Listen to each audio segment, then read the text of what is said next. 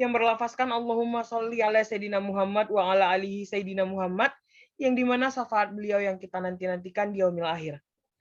Baik, sebelum kita ke agenda yang selanjutnya, terima kasih kepada seluruh partisipan yang sudah berhadir pada malam hari ini. Terima kasih juga kepada Ustadz yang masih menyempatkan waktunya untuk masuk di kajian fikih pada malam hari ini. Langsung saja tanpa memperpanjang kalam, kita akan memasuki agenda kita yang berikutnya, yaitu tilawah yang akan dibawakan oleh Abangda Solihin Ikhwan. Kepada Abangda Solihin Ikhwan, waktu dan tempat dipersilahkan. Assalamualaikum warahmatullahi wabarakatuh. Izin Musbah, ini suaraku kedengaran nggak? Waalaikumsalam warahmatullahi wabarakatuh. Terdengar, Iwan. Silahkan. A'udzu billahi minasy syaithanir rajim. Bismillahirrahmanirrahim. وكذلك جعلناكم أمة وسطا لتكونوا شهداء على الناس ويكون الرسول عليكم شهيدا وما جعلنا القبلة التي كنت عليها إلا لنعلم من يتبع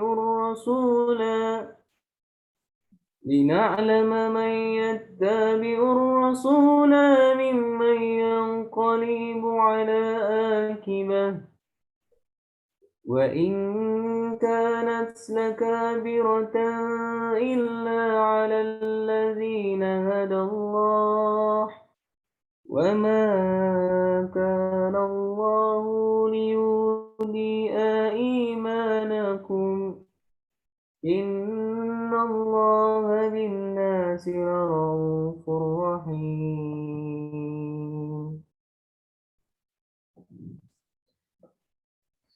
قد نرى تقلب وجهك في السماء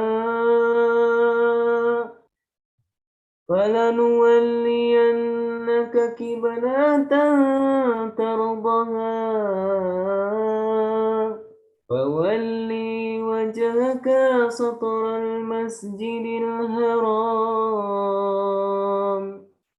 وحيث ما كنتم فولوا وجوهكم شطره وإن الذين أوتوا الكتاب لا يعلمون أنه الحق من ربهم وما الله بغافل عما يعملون صدق الله العظيم. Shadaqallahu azim. Allahumma arhamna bil Quran. Terima kasih kepada Bangda Solihin Ikhwan yang telah membawakan tilawah Al-Quran. Semoga kita semua yang berada di dalam Zoom mendapat berkah dan acara kita pada malam hari ini diberkahi oleh Allah Subhanahu wa taala. Baik, sebelum ke agenda kita yang selanjutnya, gimana Ustadz? Bagaimana kabarnya hari ini, Ustadz? Sehat, alhamdulillah. Apa kabar? Alhamdulillah. Mas Semoga Osmar semua Siregar. Sehat iya, ya? Ustadz. Semoga semua sehat, Ustadz. Maaf ya, Ustadz. Ya. Semalam belum bisa membersamai di kajian fikih karena satu dan lain hal. Kemana?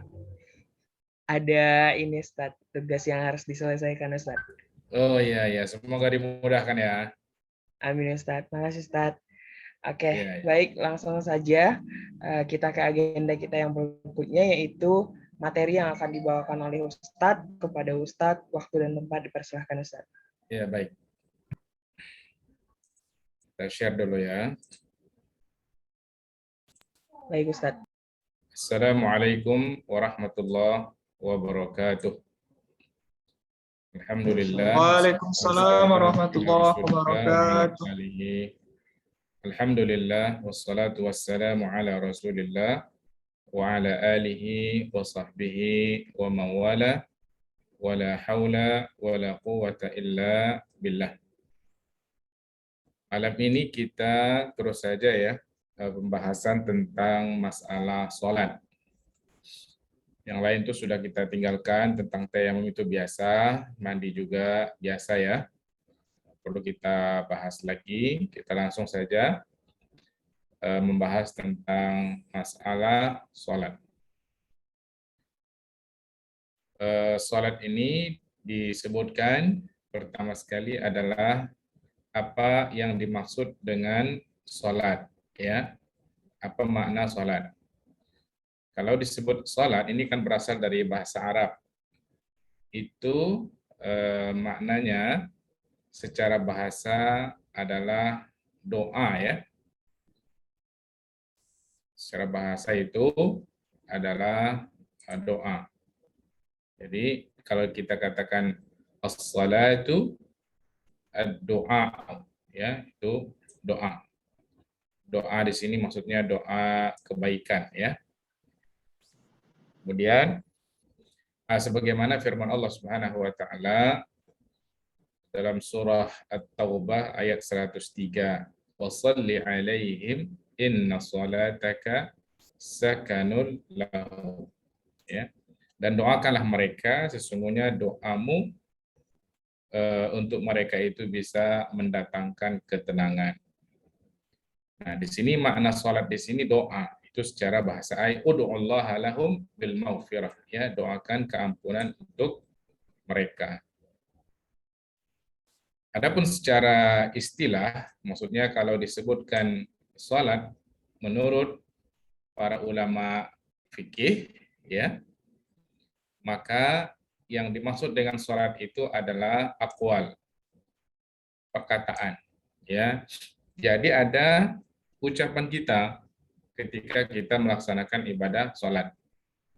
Seperti membaca Al-Fatihah, membaca doa, ya. Pokoknya ucapan semuanya. Membaca ayat. Kemudian wa af'al. Af'al ini perbuatan, ya. Kita berdiri, kita ruku, kita sujud, kita bangkit dari sujud, bangkit dari ruku, i'tidal namanya, duduk di antara dua sujud, ya. Itu semuanya adalah perbuatan maksusah yang tertentu, ya. Ketika kita melaksanakan ibadah sholat itu tertentu perbuatannya, ucapannya, ya. Tuftatahu bitakbir, yang diawali dengan takbir yaitu Allahu Akbar, namanya takbiratul ihram. Wa tukhtatam bitaslim, dan diakhiri dengan salam, ya. Itulah makna sholat secara istilah, ya. Jadi kalau dikatakan sholat, ya itulah, di situ ada perkataan, di situ ada perbuatan, ya. Di situ diawali dengan takbir dan diakhiri dengan salam. Jadi kalau orang sholat, saya sudah sholat katanya, tapi cuma dia duduk gitu. Dia hanya melakukan duduk, tidak ada kata-kata yang dia ucapkan, tidak ada baca Al-Fatihah, tapi dia sudah mengklaim dia sudah sholat, maka itu bukan sholat. Jadi sholat itu ada perkataan, perbuatan tertentu, ya. Tertentu ini maksudnya yang sudah dijelaskan di dalam syariat, ya. Diawali dengan takbir, harus diawali dengan takbir, nggak boleh salam dulu, ya. Atau diakhiri dengan takbir, nggak boleh. Awalnya takbir, akhirnya salam. Kemudian disebut sumiyat salatun, dikatakan dia salat. Kenapa? Karena salat itu dikatakan salat, ya. Li'annaha tashtamilu ala ad-du'a, karena di sana ada doa. Wa li'annahu al-juz'ul ghalib fiha. Karena memang kebanyakan yang kita baca di dalam salat itu adalah doa. Karena itulah dikatakan sholat itu sholat, ya. Contoh doa iftitah, Al-Fatihah pun ada di antaranya doa, ihdinas siratal mustaqim, itu doa.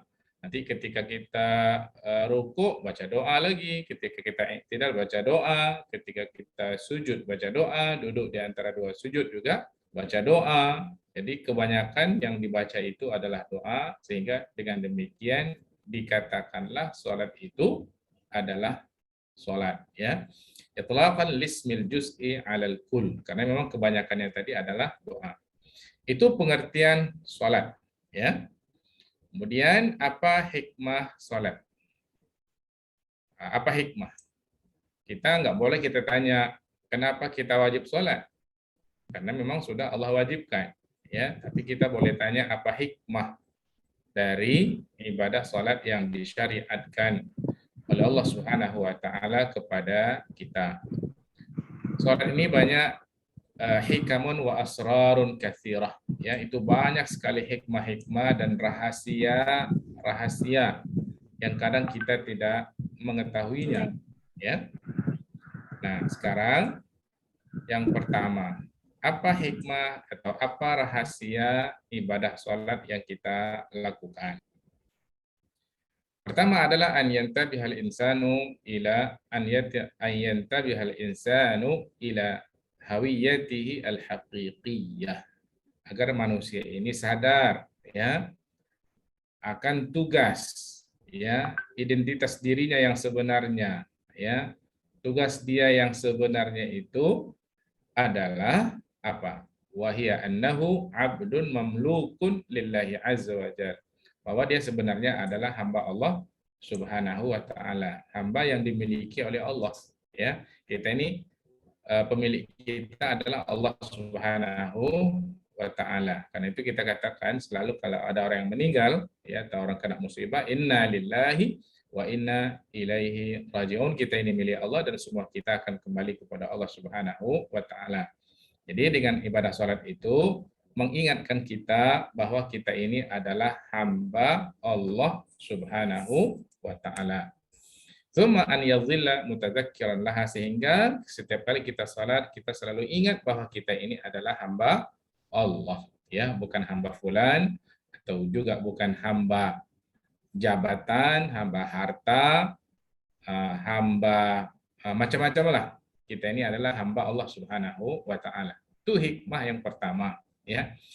Bihaitsu kullama ansathu masyaghilud dunya wa alaqatu bil akharin, ya, ketika kadang-kadang kita disibuk dengan masalah dunia, hubungan kita dengan orang lain, kita ingat, ya, hadhihi al haqiqah, hakikat yang sebenarnya kita ini adalah hamba Allah Subhanahu wa taala. Ja'atis shalah, datang salat itu disyariatkan oleh Allah Subhanahu wa taala kepada kita. Dzakarahu min jadid, seolah-olah kita diingatkan kembali, ya, bahwa kita ini adalah hamba Allah Subhanahu wa taala.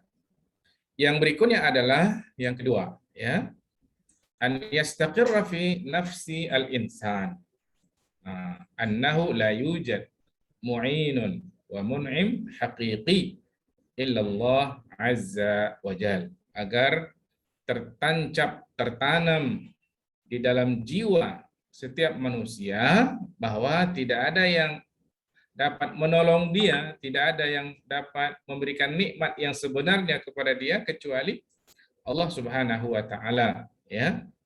Sekalipun dia melihat di dunia ini banyak sekali sebab-sebab dia mendapatkan nikmat atau yang bisa membantu dia, ya, akan tetapi itu semuanya hakikatnya walakinna al-haqiqah annallaha subhanahu wa ta'ala sakharaha jami'an. Allah yang kemudian menundukkan itu semuanya, ya, kepada manusia.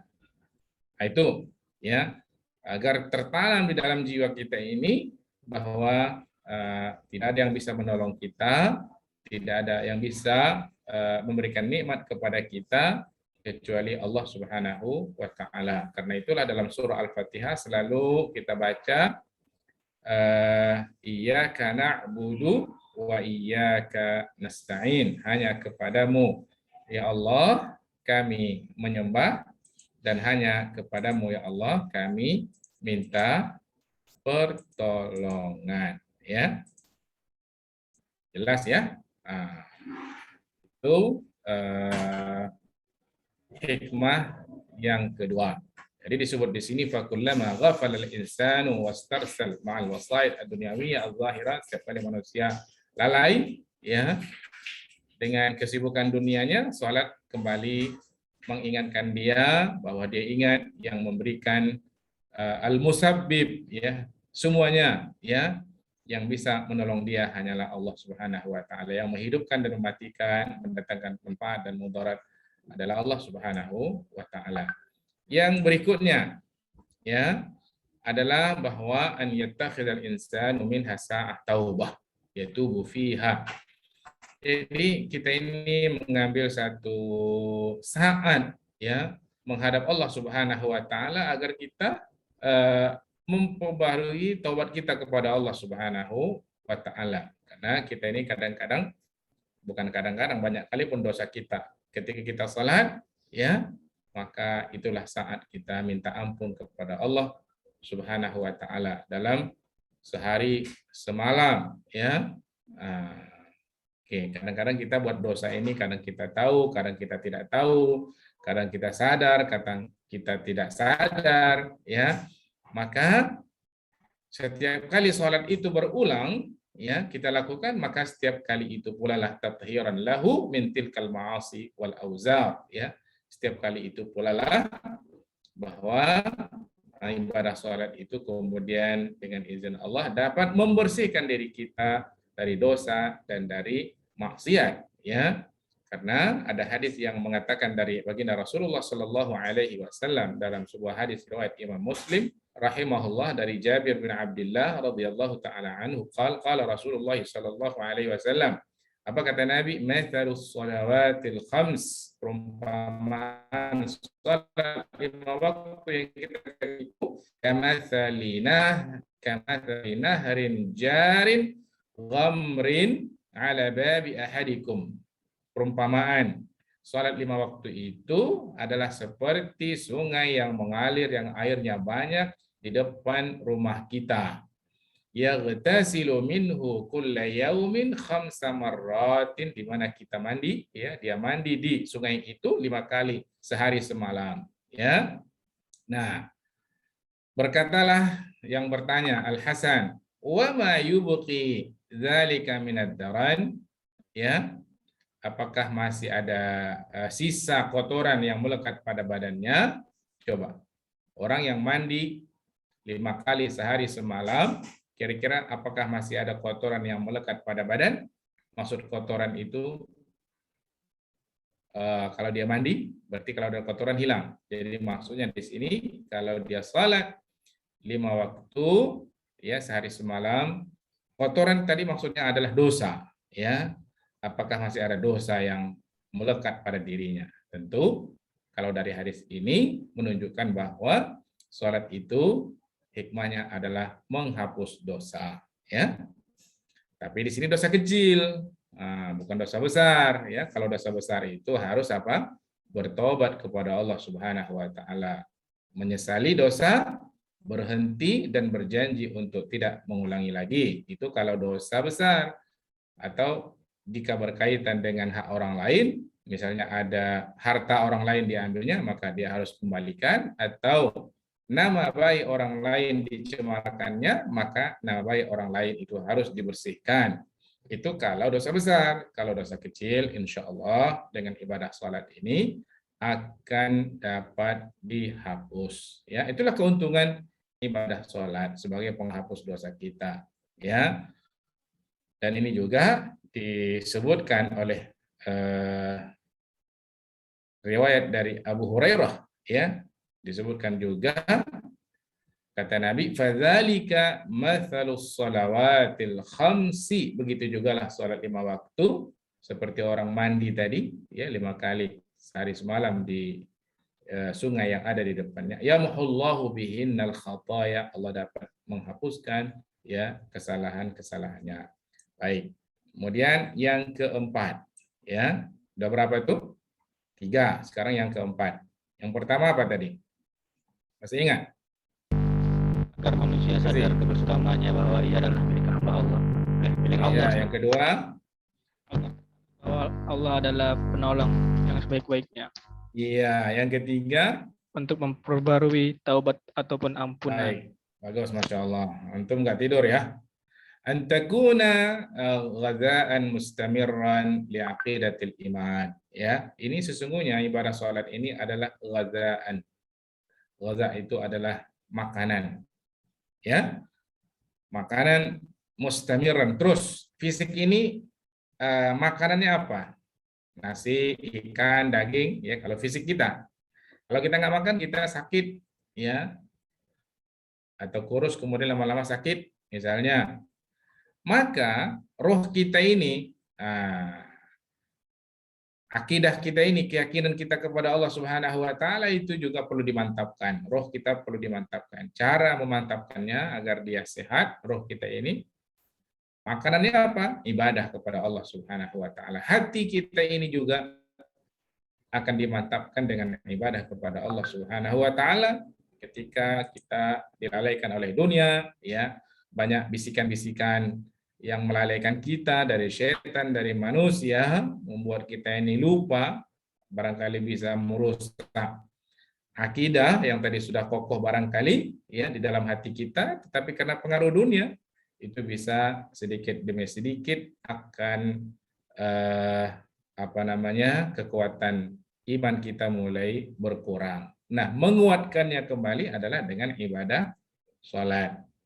Nah, kalau manusia tinggalkan sholat, lama-lama dia lupa, ya, dia tenggelam dalam maksiat, dalam dosa, ya, nanti lama-lama dia apa? Lama-lama bisa dia, nauzubillah min dzalik, ya, keluar dari agamanya, jadi murtad, ya, nauzubillah min dzalik. Jadi diibaratkan seperti pohon, ya, pohon itu kalau selagi dia cabang-cabangnya, ranting-rantingnya itu masih tersambung dengan akar dengan batang besarnya, ya, dan batang besarnya itu sampai akarnya ke bawah, insya Allah, ya, ranting-rantingnya masih akan sehat. Tapi kalau sudah rantingnya terputus, ya, jatuh, ya, maka ranting itu lama-lama akan hancur, daunnya juga akan kering. Begitu juga lah kita ini, ya, kalau kita tidak melaksanakan ibadah sholat, sama seperti ranting yang jatuh tadi.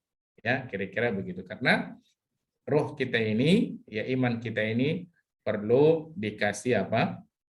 Dikasih makanan agar semakin kuat. Kira-kira begitu perumpamaannya. Kemudian sejarah disyariatkannya sholat. Nah, sejarah disyariatkannya sholat ini sudah sejak lama, ya. Al-ibadat al-qadimah, lama sebelum lagi Nabi Muhammad SAW datang sudah ada pada syariat Nabi Ismail misalnya. Allah mengatakan dalam surah Maryam ayat 55, wa kana ya'muru ahlahu bis-salati waz-zakati wa kana 'inda rabbih mardiyya. Ya. Nabi Ismail itu memerintahkan keluarganya untuk melaksanakan ibadah sholat, melaksanakan zakat, dan dia mendapatkan keridhaan dari Allah Subhanahu wa taala. Begitu juga, ya, Nabi Ibrahim alaihissalam, ya, begitu juga sebelumnya atau sesudahnya, ya. Nabi Musa wa arafah atba'u Musa alaihissalam, ya. Ada sholat mereka. Wa qala ta'ala lisani Isa, ya, Nabi Isa alaihissalam juga, ya, Allah jelaskan wa awsani bis salati waz zakati ma dumtu hayya. Nabi Isa itu diceritakan oleh Allah, dia mengatakan Allah perintahkan saya untuk melaksanakan salat, zakat, mengeluarkan zakat selagi aku masih hidup. Jadi dari dua ayat ini menjelaskan kepada kita bahwa ibadah sholat ini sudah ada sejak dahulu kala. Seperti zaman Nabi Ibrahim, Nabi Ismail, Nabi Musa, dan juga Nabi Isa alaihimussalam. Dan ketika diutus Nabi kita Muhammad SAW, ya, itu awalnya, ya, ketika diutus Nabi kita, awalnya sholatnya 2 rakaat. Ya, coba. Kapan sholat 5 waktu itu disyariatkan oleh Allah? Kapan? Siapa yang bisa jawab? Kapan sholat 5 waktu diwajibkan oleh Allah? Kapan? Isra Mi'raj Ustaz. Ya. Waktu Isra Hah? Mi'raj Ustaz. Isra Iya Mi'raj. betul, ketika Isra dan Mi'raj. Berapa jarak Isra Mi'raj dengan Nabi diutus? Berapa lama jaraknya? Ada yang tahu? Tahun ke berapa itu Isra Mi'raj? Isra Mi'raj tahun ke 10 Hijriyah. Jadi sekitar 10 tahun. Jadi selama 10 tahun itu ada salat yang dilakukan Nabi 2 rakaat. Kullu sabahin, ya setiap pagi, wa yusalli rak'ataini kulla masa, 2 rakaat setiap sore. Pagi 2 rakaat, sore 2 rakaat. Ya. Nah, sebagian ulama mengatakan qila wa huma al-maqsudatani biqaulillahi ta'ala khitaban linabi. Itulah maksud ayat di mana Allah Subhanahu wa taala memerintahkan Rasulullah untuk bertasbih, wasabbih bihamdi rabbika bil ashiyyi wal ibkar. Bertasbihlah, memuji Tuhanmu. Maksud bertasbih di sini adalah melaksanakan salat 2 rakaat.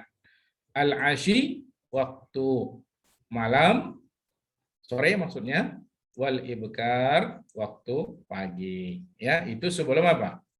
Sebelum terjadi Isra dan Mi'raj. 2 rakaat pagi, 2 rakaat sore. Itu syariat Nabi Ibrahim alaihissalam. Artinya ibadah sholat ini sudah ada sebelum diwajibkannya sholat yang 5 waktu.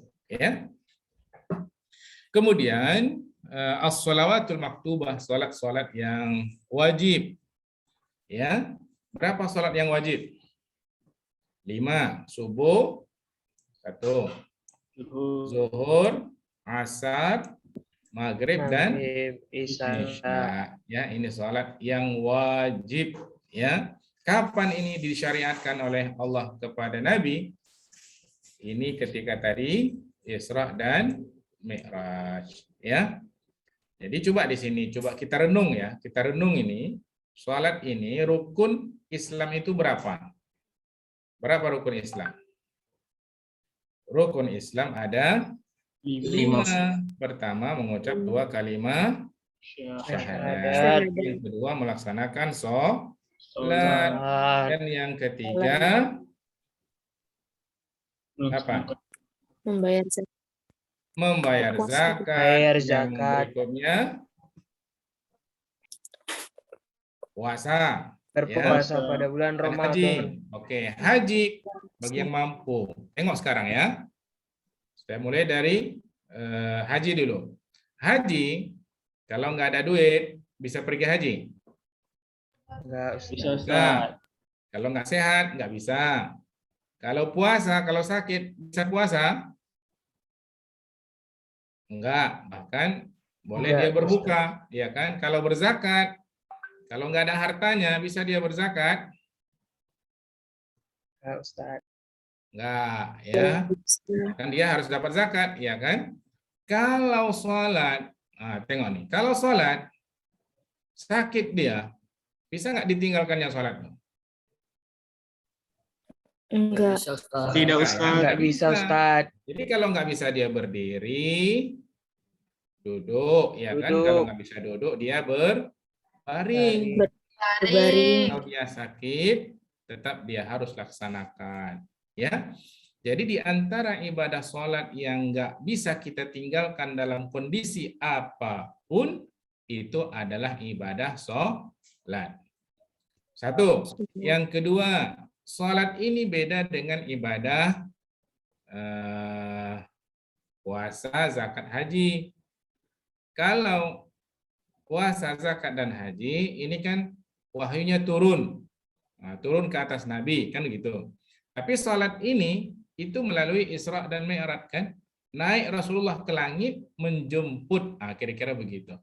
Menjemput apa? Kewajiban ibadah sholat. Jadi sholat ini berbeda. Karena itu jangan anggap remeh ibadah sholat.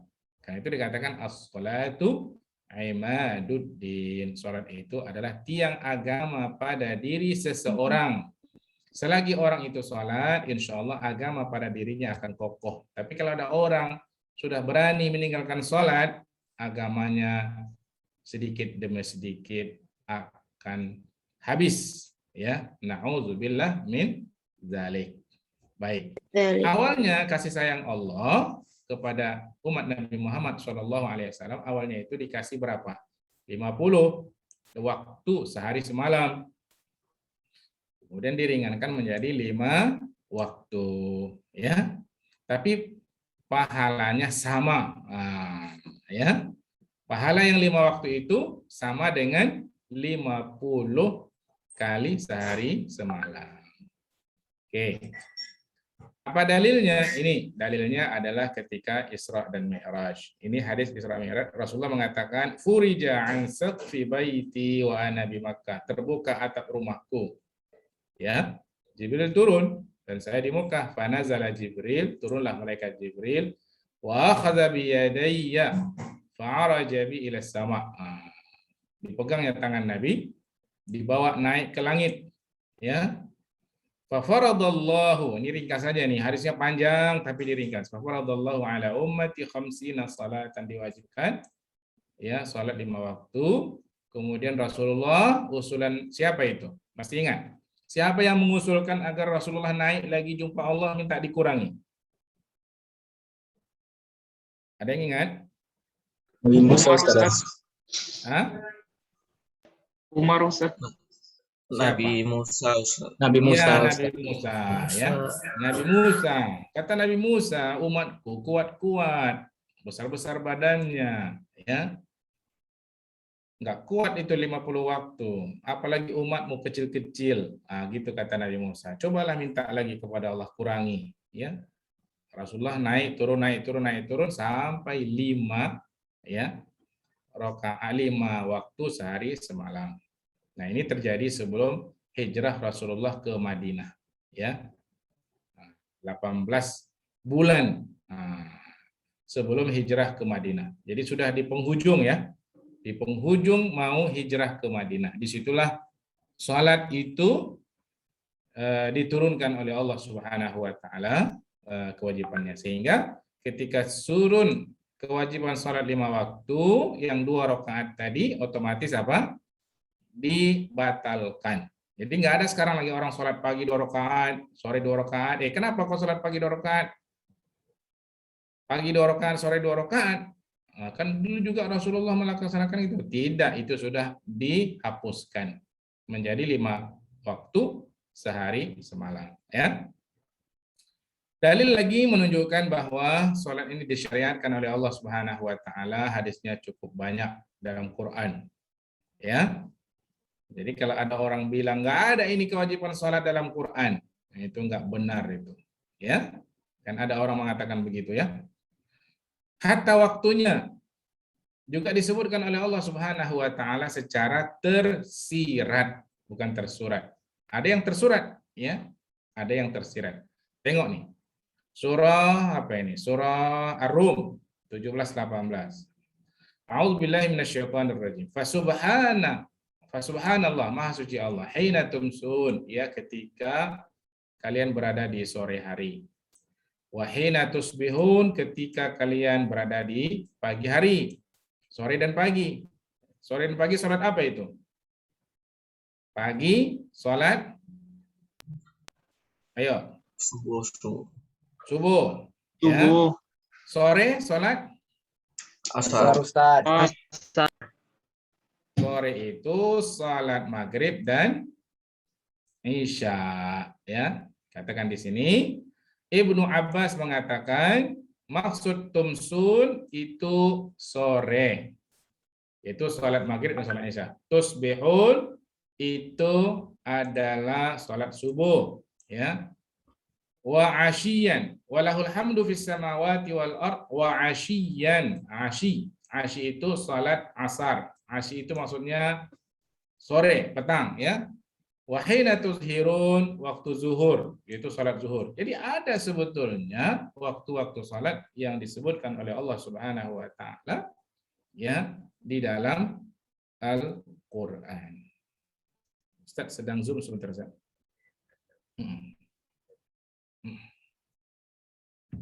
Wa qauluhu ta'ala inna as-salata kanat 'alal mu'minina kitaban mawquta. Ya, sungguhnya salat itu adalah merupakan kewajiban kepada orang-orang yang beriman.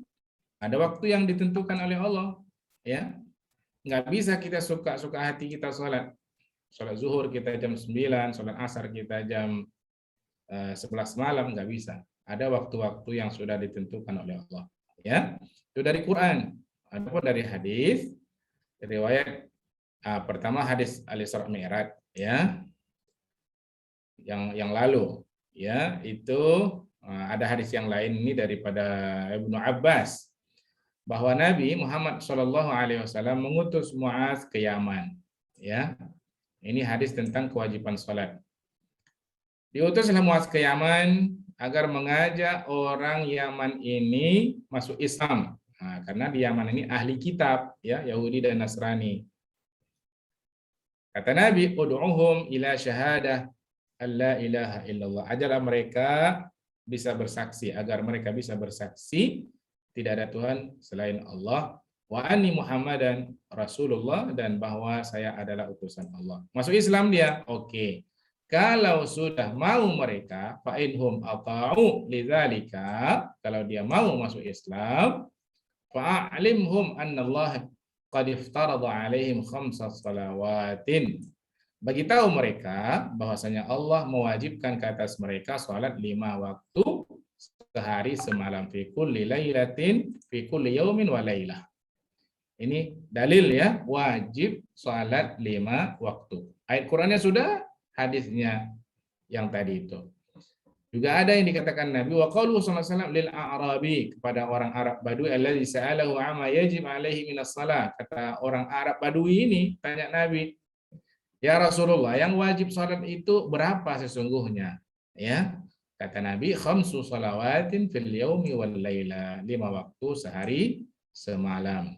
Tanya lagi, hal alayya ghairuha, ada enggak selain itu? Selain 5 waktu itu wajib. Qala la, kata Nabi, enggak ada lagi, illa an tatawwa'a, kecuali jika engkau melaksanakan sholat sunat. Ada kan sholat sunat rawatib namanya, qabliyah, ba'diyah, duha, witir, tahajud, dan segala macam. Tapi semuanya itu adalah sunnah. Yang wajib hanya 5 waktu. Oke? Oke. Oke, ya? Seterusnya. Makanatuha fiddin. Kedudukan sholat dalam agama. Ini penting, ya, sebagai muqaddimah sebelum kita membahas yang lebih jauh tentang sholat. Ya, dikasih muqaddimah tentang dalil-dalil dan rahasia-rahasia atau hikmah dari ibadah sholat, sehingga kita ketika kita sholat ini betul-betul merasakan, ya, hubungan kita kepada Allah Subhanahu wa taala. Oke. Sekarang kedudukan sholat dalam agama. As-salatu afdalul ibadatil badaniyah 'alal itlaq. Ibadah itu ada macam-macam. Ada ibadah harta, ya. Ada ibadah badan. Ibadah harta, apa contohnya? Ayo, coba sebutkan. Ibadah harta. Siapa yang jawab? Zakat. Sedekah. Ya, zakat, sedekah, hadiah, infak, wakaf, hibah, DST, dan seterusnya. Ibadah badan, ayo sebutkan. Sholat. Sholat. Oke. Haji. Puasa. Baca Quran, berzikir, DST, dan seterusnya. Ibadah badan yang paling afdal apa dia? Salat, iya betul. Ibadah afdal. Ibadah badan yang paling afdal salat. Ibadah harta yang paling afdal apa? Zakat, ya. Itu yang paling afdal, ya. Maka dalam Quran selalu Allah sebut aqimus shalah wa atuz zakat. Dirikan salat dan keluarkan zakat. Hanya Allah menyebut ibadah yang paling afdal, ya. Include di bawahnya nanti yang sunah-sunah, ya. Faqad ja'a rajulun, datang seseorang bertanya kepada Nabi, apa kata dia? Afdalul a'mali. Ya Rasulullah, apa amalan yang paling afdal? Yang paling afdal dari sekian banyak amalan. Apa kata Nabi? As-salah, salat. Ya. Thumma mah, apa lagi? as-salah, kata Nabi. Ummamah, apa lagi? As-salah, sampai 3 kali kata Nabi, ya, bahwa ibadah badan yang paling afdal adalah salat. Oke. Kemudian dalam Sahihain Bukhari dan Muslim, 2 kitab sahih, kata disebut di sini annas salataini yuaddihi ma'al muslim adaan saliman takunani kafarah. Jadi kalau salat ini ditunaikan, ya, itu akan bisa menghapus dosa. Ya, dari Abu Hurairah, dari Nabi, as-salawatul khamsu yamhullahu bihal khataya. Ya, bahwa salat 5 waktu itu bisa menghapus dosa. Disebut salat 5 waktu. Kemudian dari Utsman, ya, dia mengatakan Rasulullah bersabda, man atammal wudu'a, barang siapa yang menyempurnakan wudu, sempurna wudu, kama amarahullahu ta'ala, sebagaimana diperintahkan Allah nanti. Oke, siapa yang bisa menyebutkan dalil wudu dalam Quran? Surah apa, ayat berapa? Dalil wudu dalam Al-Quran, surah apa, ayat berapa? Ya, Al-Maidah ayat 6 ya, Ustaz. Ya? Al-Maidah ayat 6 ya, Ustaz. Betul. Mantap. Al-Maidah ayat 6 ya. Ya ayyuhalladzina amanu idza qumtum ilas salati faghsilu wujuhakum wa aydiyakum. Itu dalil. Seterusnya, ya. Sebagian diperintahkan Allah, dia berwudu dalam surah Al-Maidah ayat berapa tadi? 6. Fas-salawatul maktubat. Salatlah dia yang wajib-wajib, kafaratun lima bainahun. Maka salat itu semuanya adalah sebagai penghapus di antara salat-salat. Artinya subuh dengan zuhur hapus, ya, di antara keduanya. Zuhur asar di antara keduanya hapus dengan 2 salat tadi. Asar maghrib juga begitu, maghrib isya juga begitu, isya subuh juga begitu. Masya Allah, ya, alangkah sayangnya Allah kepada kita. Ya, Allah jadikan salat itu sebagai penghapus dosa. Selain daripada rahasia-rahasia tadi yang sudah Allah sebutkan. Karena itu, ya, nggak boleh kita menyepelekan ibadah salat, meninggalkan ibadah salat, nggak boleh. Ya, kalau orang yang menyepelekan ibadah salat, ya, dan berterusan seperti itu, ini membahayakan akidahnya. Ya, bisa membahayakan akidahnya. Dalilnya apa? Dalilnya dari hadis siapa ini? Imam Ahmad, ya, dari Ummu Aiman. Rasulullah mengatakan, la tatruki as-salata muta'ammidan. Rasulullah menasihatkan Ummu Aiman, jangan tinggalkan salat secara sengaja, muta'ammidan, ya. Fa innahu man taraka as-salata muta'ammidan, siapa yang meninggalkan salat secara sengaja, faqad bari'at minhu zimmatullahi wa rasulihi. Allah berlepas, Rasulullah berlepas. Allah nggak tanggung jawab, kira-kira begitu, atas keselamatan dirinya, ya. Allah nggak jaga dia, Allah nggak lindungi dia. Nah, sekarang masuk kita kepada hukum meninggalkan sholat. Ini penting, ya.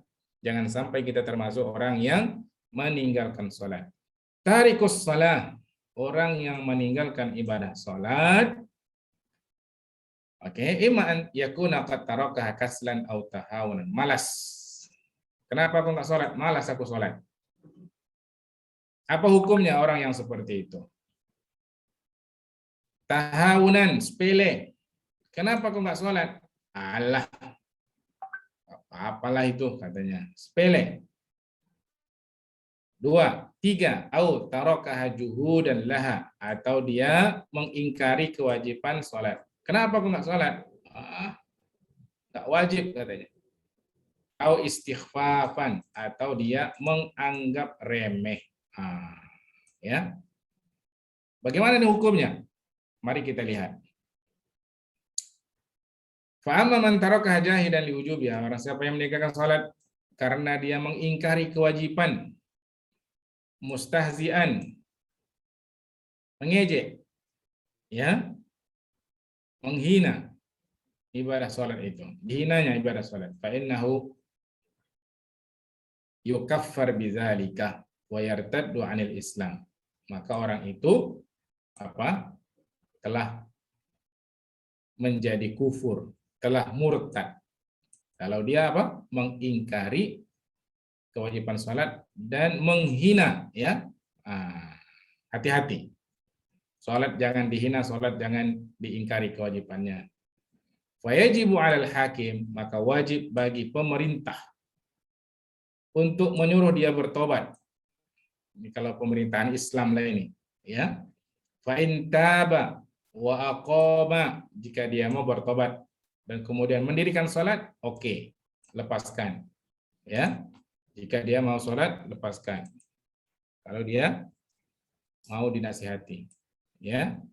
Wa illa, jika dia tidak mau, ini dalam mazhab Al-Imam Syafi'i, ya. Qutila ala annahu murtad, maka dia dibunuh. Kenapa? Karena dia telah murtad. Ini bagi orang yang mengingkari dan menghina. Kalau dia sudah seperti itu, wala yajuzu ghasluh, tak boleh dia dimandikan. Wala takfinu, tak boleh dikafani. Wala salata alaihi, tak boleh disolatkan. Kama la yajuzu dafnu fi maqabiril muslimin, tak boleh dia dikuburkan di perkuburan orang Islam. Li'annahu laisa minhum, karena sekarang dia sudah bukan bagian dari orang Islam. Ini bagi apa ini? Bagi yang apa? Mengejek atau mengingkari sholat. Iya. Wa amma man tarakaha kaslan, kalau malas, ya, dia tinggalkan sholat malas. Tapi yakin dia, malas sekali aku sholat katanya. Kau mengingkari kewajiban sholat? Enggak, tahu aku itu wajib. Malas sekali. Orang begitu macam mana? Fa innahu yukallafu min qibalil hakim biqada'iha wa taubati ala ma'siyatit tarki. Maka itu wajib orang itu disuruh mengqadha dan bertobat, ya, dari dosa meninggalkan salat. Suruh dia sekarang salat. Begitu. Jika dia tidak mau mengqadhanya, dalam mazhab Imam Syafi'i wajib qatlu haddan. Dia dibunuh juga sebagai hukuman untuk dia. Ya. Tapi dia bukan murtad. Jadi bayangkan dalam mazhab Imam Syafi'i, orang yang bermalas-malasan meninggalkan salat setelah disuruh bertobat dia tidak mau, ya, itu dibunuh. Nauzubillah min dzalik, ya. Ay yu'tabar qatlu haddan min al-hududil masyru'ah li'usat, karena dia sudah maksiat, ya.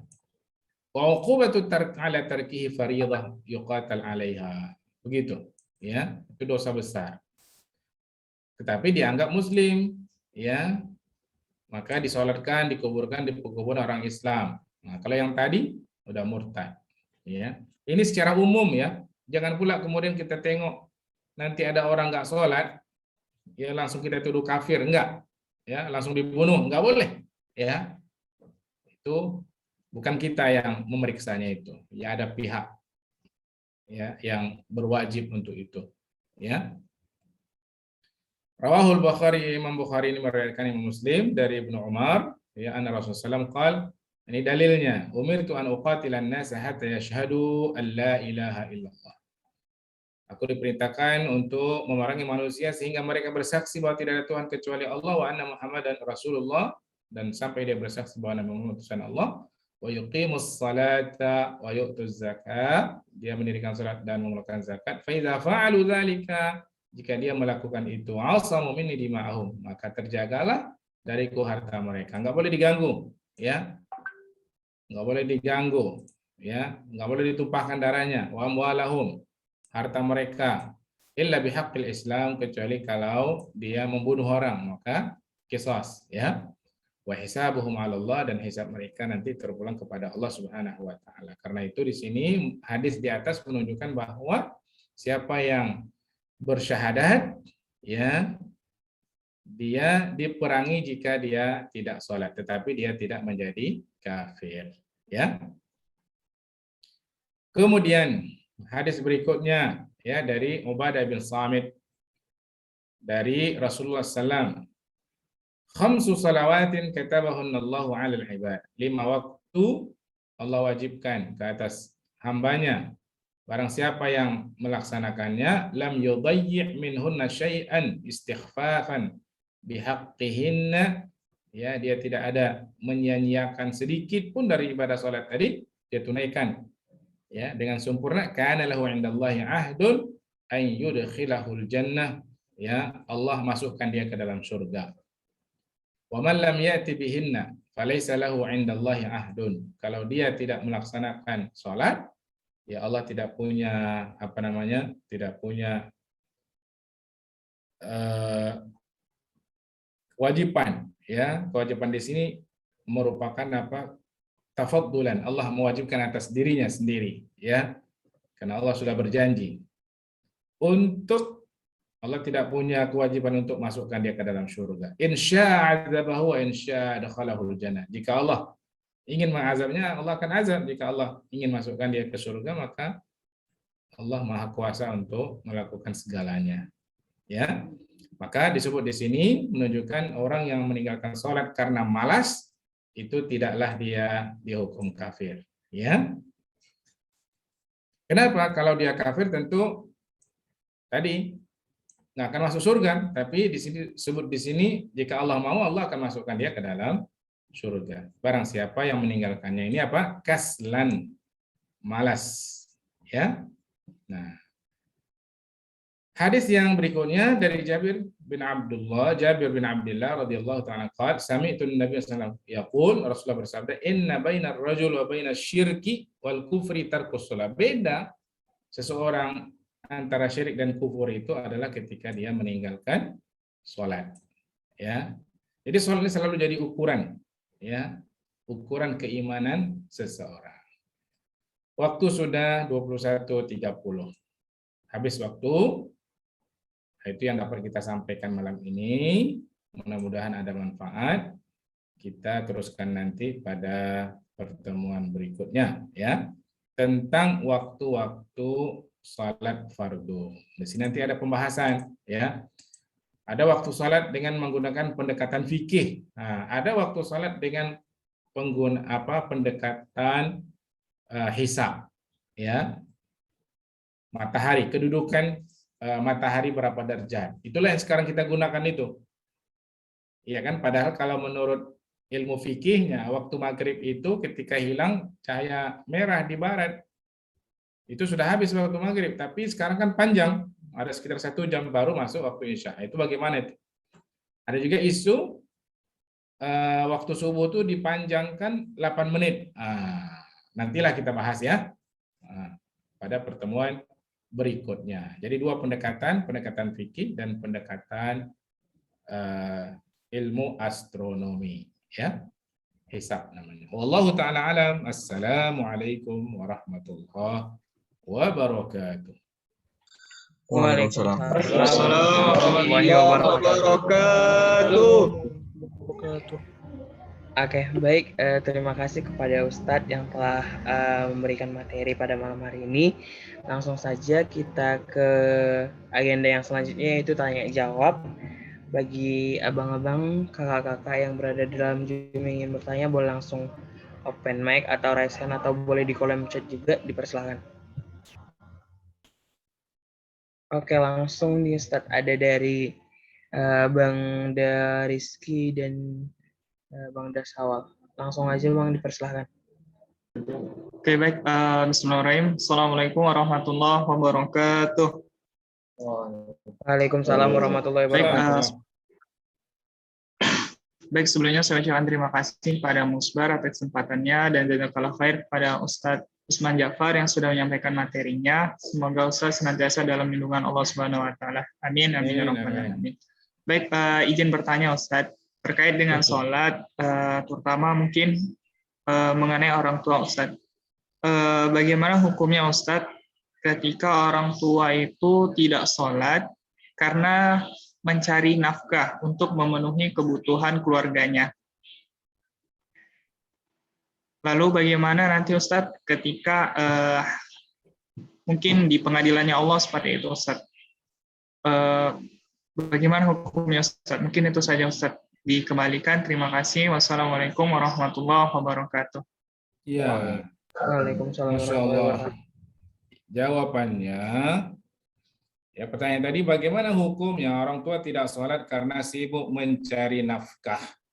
Ya, jawabannya dari apa yang sudah kita jelaskan, tidak ada keringanan bagi orang yang meninggalkan sholat, apapun alasannya.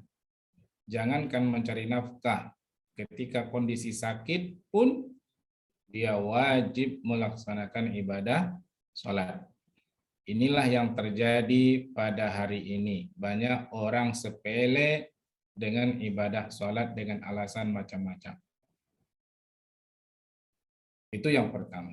Yang kedua, kita sebagai anak wajib ya berdakwah kepada orang tua, tapi ingat dengan cara yang terbaik. Ingatkan orang tua dengan cara yang terbaik. Kalau nggak bisa lewat kita, mungkin lewat ibu kita, mungkin lewat paman kita, siapa yang dekat dengan orang tua kita itu. Kita datangi paman kita, wak, Pakcik, tolonglah ingatkan ayah saya itu. Gitu ya. Karena kadang-kadang kita sebagai anak ini, kalau kita ngomong ke orang tua, itu biasanya berat orang tua untuk menerima. Ya, tapi kalau kita minta orang lain atau Ustadz misalnya, ya, atau kita hadiahkan buku kepada orang tua kita, hukum orang yang tidak sholat. Nggak usah kita ngomong, kasih hadiah. Ketika ulang tahun dia kasih hadiah dosa-dosa besar. Termasuk diantaranya hukum meninggalkan sholat. Mungkin dibacanya itu kan. Dari situ mungkin mulai berpikirlah dia. Atau ajak ayah kita itu ikut pengajian, dengar ceramah.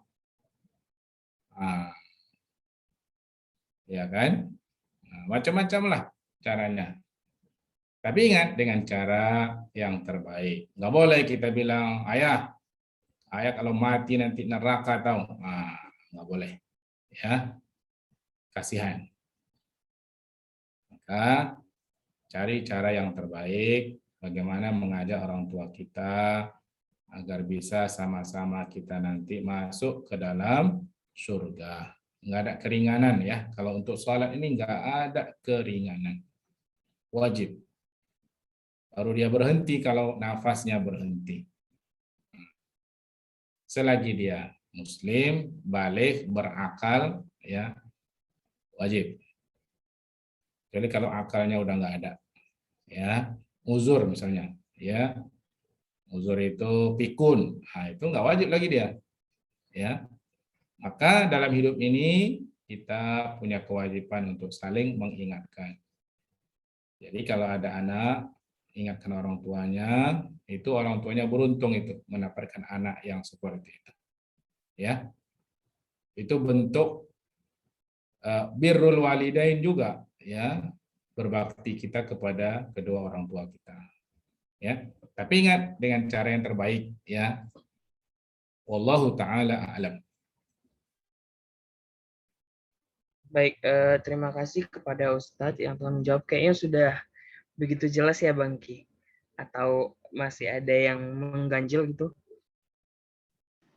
Sudah Musbah. Jazakallah khair Ustaz atas penjelasannya.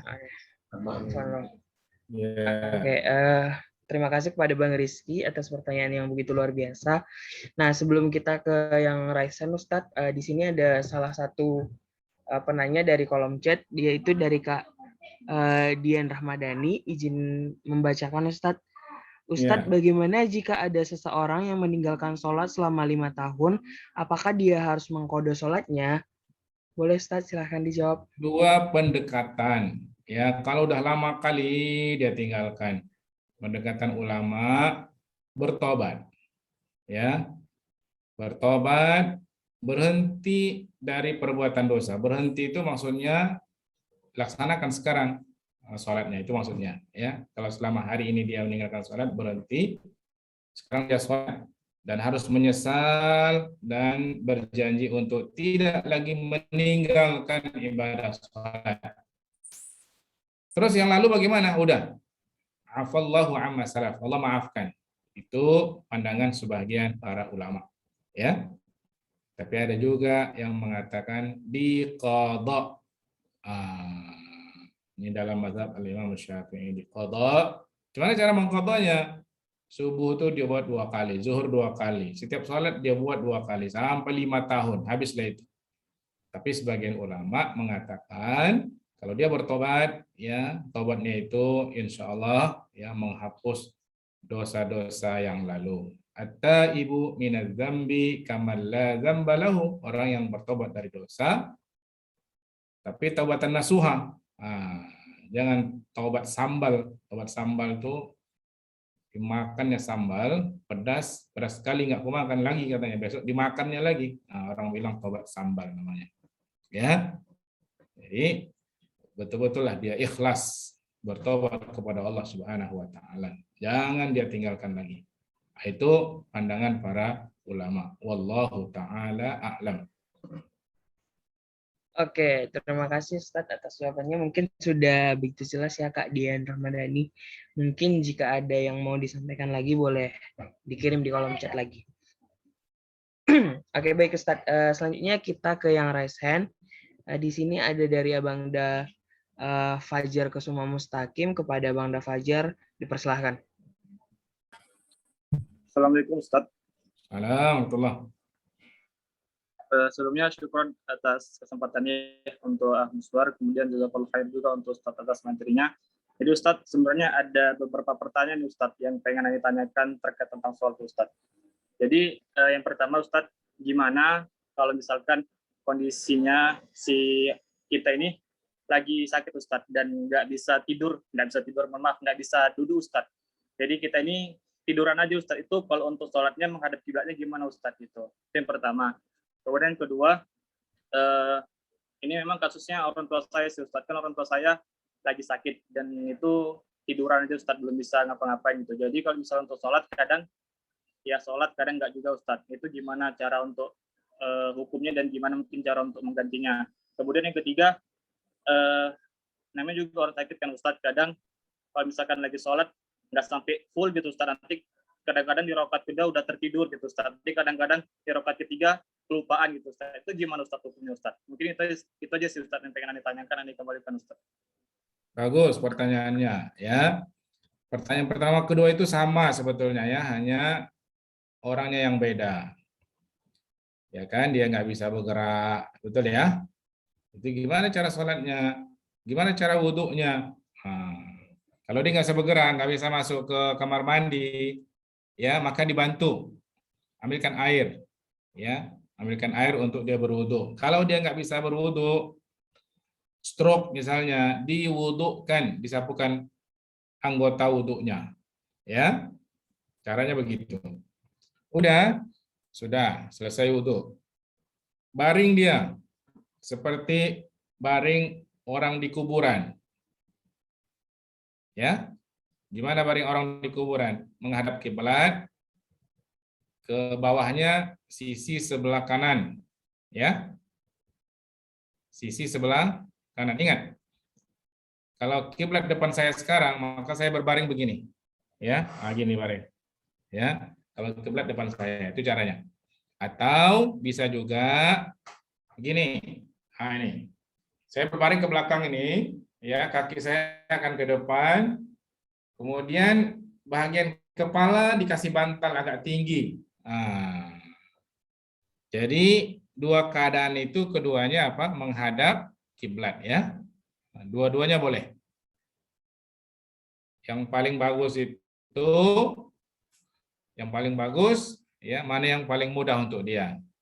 Ya, biasanya tempat tidurnya yang bisa digeser-geser juga bagus itu, yang ada roda, ya, sehingga kita nggak susah menggerakkan badannya. Kan kalau tempat tidur rumah sakit itu kan bisa digeser-geser kemana-mana kan. Nah, gitu caranya mudah itu. Ya. Kemudian itu untuk pertanyaan pertama kedua ya. Selagi dia sadar ya. Kalau udah nggak sadar nggak wajib. Nanti kalau sadar wajib lagi ya. Kira-kira begitu. Kadang-kadang orang sudah sakit nih, kadang dia sadar, kadang enggak, kadang sadar, kadang enggak. Orang yang sakit berat tuh begitu, ya. Yang mau meninggal tuh biasanya begitu dia sakitnya. Selagi dia sadar ingatkan. Karena itu harus ada yang jaga, orang sakit ini jaga, ingatkan, jaga betul ibadah sholatnya, ya. Karena itu akhir hayatnya, ya. Dia akan berjumpa dengan Allah, bagus dalam kondisi dia tetap melaksanakan ibadah sholat. Yang kedua adalah bagaimana hukumnya kalau kita sholat, tiba-tiba rakaat keempat mengantuk. Mengantuk ya. Atau dia lupa. Mengantuknya mengantuk mendengkur, nyenyak, atau sebentar aja gitu, sadar lagi dia. Orang bilang tidur ayam. Sebentar aja kan Ustaz. Iya, tidur aja gitu. Sebetulnya bukan tidur itu. Dia ngantuk kali, ya. Ngantuk, gitu dia kan. Nggak apa-apa, dia teruskan aja. Teruskan sholat. Ya, kalau dia kondisinya begitu. Itu tidak sampai membatalkan sholatnya karena tidurnya itu, ngantuknya itu bukan ngantuk tidur ya, ngantuk kelelahan. Ya. Yang kedua, kalau dia lupa, zuhur misalnya, dia sholat, lupa dia, ini rakaat kedua atau ketiga, gitu contohnya ya, ketiga atau keempat, lupa dia. Kalau itu yang terjadi, ya ambil yang yakin. Yang yakin itu yang mana? Kalau dia 2 atau 3, mana yang yakin? Yang yakin itu adalah 2, sebab yang 3-nya ragu, ya kan? 3 atau 4, mana yang ragu? Yang keempat, yang 3 itu yakin sudah 3. Maka kalau ragu dia, ya antara 2 dengan 3, maka ambil 2. Berarti tambah 2 lagi. Gitu. Kalau 3 atau 4, ambil 3. Berarti tambah rakaat sudah. Sesudah sholat. Ya. Nanti yang seperti itu, ya dimaafkan oleh Allah Subhanahu wa taala kalau sekali-sekali lah dia lupa begitu, ya. Tapi kalau setiap sholat dia lupa, ini masalah. Ya, setiap sholat dia lupa, ya. Karena itu harus senantiasa diingat jumlah rakaat. Ya, kadang-kadang memang begitu tuh, bisa lupa begitu. Dia pikirnya entah lari kemana, udah begitu lari sebentar aja langsung lupa itu, ya. Yang lebih dahsyat itu nanti imam. Imam itu kalau lupa dia itu masalah. Kalau makmumnya 1-2 orang mungkin dampaknya enggak begitu berat, tapi kalau makmumnya banyak satu masjid masalah. Ya, karena itu diikhtiarkan jangan sampai lupa, ya. Rasulullah pernah lupa, ya, hanya sekali itu. Salat zuhur atau asar, ya. Rasulullah setelah 2 rakaat salam, Rasulullah. Salam ya. Kemudian sahabat tanya, "Ya Rasulullah, apakah salat kita hari ini di jamak, di qashar, atau Rasulullah lupa? Apakah salat kita di qashar atau Rasulullah lupa?" Ada 2 kemungkinan, iya kan? Kata Nabi, "Saya nggak lupa," kata Nabi. Tapi ada sahabat yang lain mengatakan, "Ya Rasulullah, betul itu apa yang dikatakan Zulyadaini." Sahabat yang mengatakan tadi itu Zulyadaini namanya, ya. Apakah baginda lupa atau sholat sekarang ini di qashar? Betul, kita baru 2 rakaat, ya. Jadi bagaimana solusinya? Kurang 2 lagi. Rasulullah bangkit, tambah 2 lagi, ya. Sekarang ada yang berlebih itu rukunnya.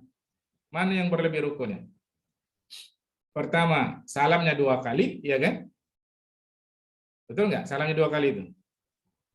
2 rakaat salam, kemudian tambah 2 rakaat lagi salam. Semestinya 1 salam dalam salat zuhur. Ini sudah 2 kali salam. Takbiratul ihramnya 2 kali kan? Lalu macam mana?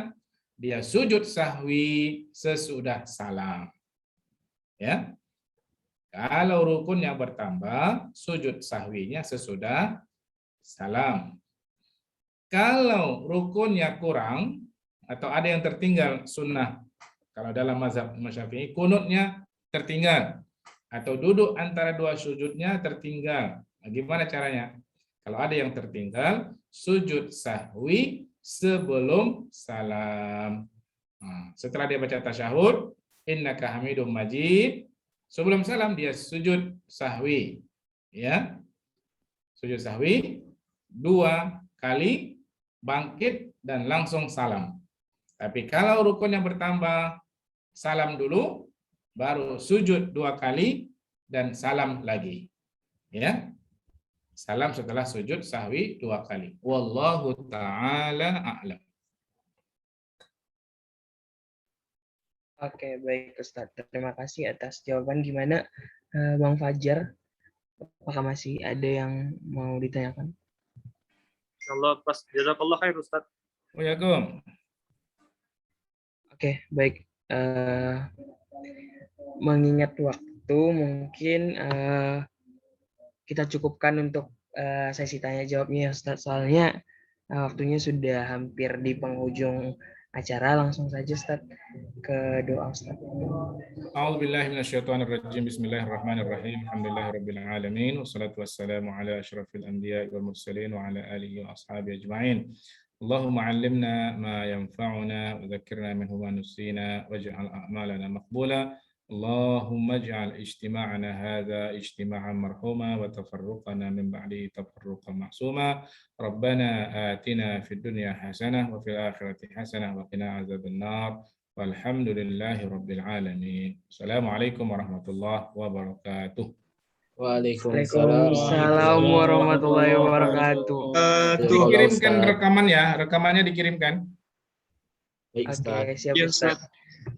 Oke, sebelumnya saya ucapkan terima kasih kepada seluruh partisipan yang masih bersedia berhadir atau masih bersedia untuk menetap di Zoom sampai di penghujung acara. Terima kasih juga kepada Ustadz yang telah memberikan materi yang begitu luar biasa. Semoga kita semua selalu dalam keadaan sehat walafiat. Diingatkan kembali kepada seluruh partisipan untuk jadwal kajian fikih kita selanjutnya akan dirilis dari tim Kominfo sendiri, dari RK Medan, dan selanjutnya kita ke sesi foto sebentar Ustadz. Mungkin ya, saya bertanya itu, di USU ada Sultan. Ya. Ada Sultan.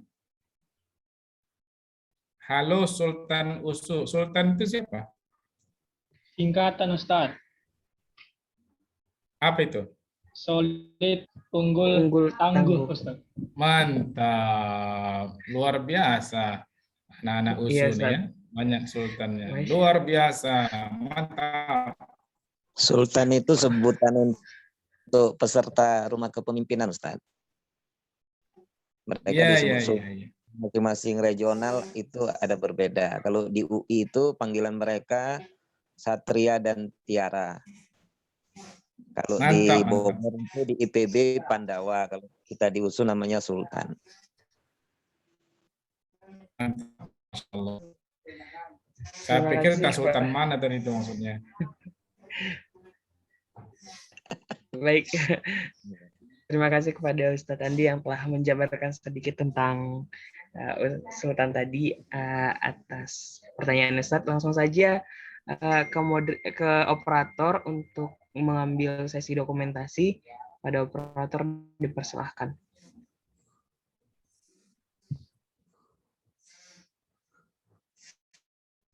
Bang Atur. Oke, sebelumnya semuanya sama pasang terbaikkan dalam hitungan ketiga. Oke, 1, 2, 3. Oke, dah selesai. Oke, terima kasih kepada Bang Amri yang telah mengambil sesi dokumentasi. Terima kasih kepada seluruh partisipan yang berada di Zoom.